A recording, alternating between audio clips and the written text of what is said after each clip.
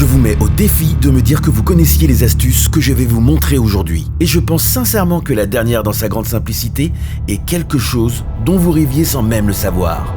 Salut à tous, c'est Cyril.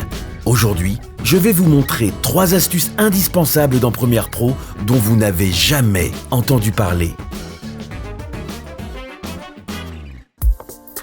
On commence directement avec du très haut niveau. Quand vous avez un clip dans votre timeline et que vous aimeriez bien en retrouver la source, vous savez qu'en appuyant sur la touche F, comme ceci, vous faites un match frame et vous l'ouvrez ici dans la fenêtre source. Par contre, vous ne savez pas que vous pouvez aussi retrouver ce clip dans le chutier. Démonstration. Et voilà, j'ai retrouvé mon clip dans le chutier. Alors je vous montre comment je fais ? C'est tout bête, je me suis mis un raccourci clavier. Pour ça, direction la gestion des raccourcis clavier. Ici.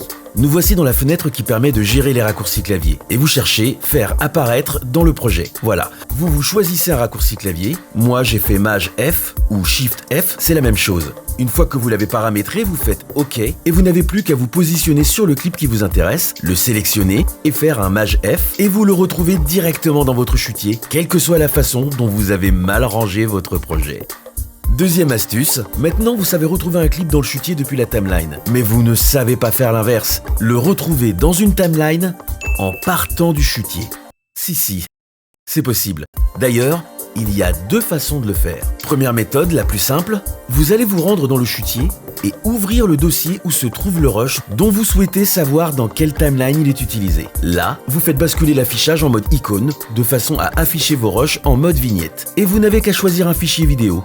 Et lorsque vous cliquez sur cette icône, ici en bas, il vous affiche le nom des timelines dans lesquelles ce fichier est utilisé. Cliquez sur le nom de la timeline que vous souhaitez inspecter et Premiere vous l'ouvre directement avec le curseur placé sur le rush que vous cherchiez. Bouya! Deuxième méthode, je vais repasser en mode liste. Je mets mon chutier en plein écran et là, vous voyez, il y a toutes ces informations que vous ne lisez jamais. Ce sont les métadonnées. Si vous faites un clic droit ici, dans la petite barre avec les noms des métadonnées, vous ouvrez cette fenêtre. Et dans cette fenêtre, vous avez un moteur de recherche. Vous tapez vidéo, comme ceci, n'oubliez pas l'accent, et vous trouvez ici utilisation vidéo. Vous n'avez qu'à cocher cette case, et tout à coup, ça vous a fait apparaître une nouvelle colonne, utilisation vidéo. Quand il y a un chiffre à côté d'un fichier, c'est le nombre de fois où il a été utilisé, quelle que soit la timeline. Quand il n'y a rien, c'est que le clip est utilisé nulle part. Dans le cas d'un clip qui apparaît dans une timeline, si je clique sur la petite flèche à côté du 10, par exemple, ça m'affiche comme tout à l'heure en mode icône toutes les occurrences du clip, et je n'ai plus qu'à en sélectionner une. Cliquez dessus et Premiere Pro me l'ouvre directement dans la timeline, comme précédemment. Petite chose supplémentaire, ça marche avec l'audio.